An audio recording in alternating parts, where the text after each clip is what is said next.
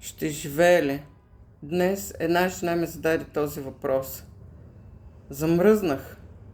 Преди няколко седмици аз самата се зададох същия въпрос. Идва момент, в който това не е страх от смъртта. Това е любов към живота.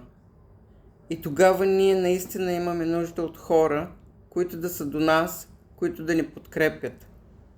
Ако вие познавате един човек, който в момента се бори с тежка диагноза, просто вдигнете телефона и му се обадете.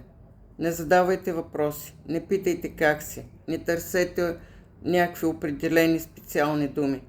Да питаш как си някой, който не знае колко дни остават в живота му, е все едно да бутнеш баба си през терасата и да я питаш къде отива.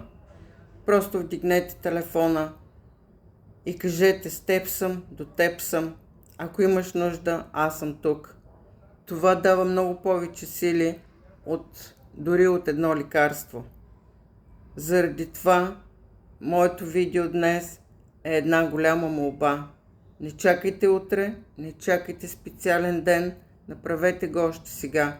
Окуражете един човек, който вие познавате. Това е най-благородната постъпка, която човек може да направи. И аз ви благодаря.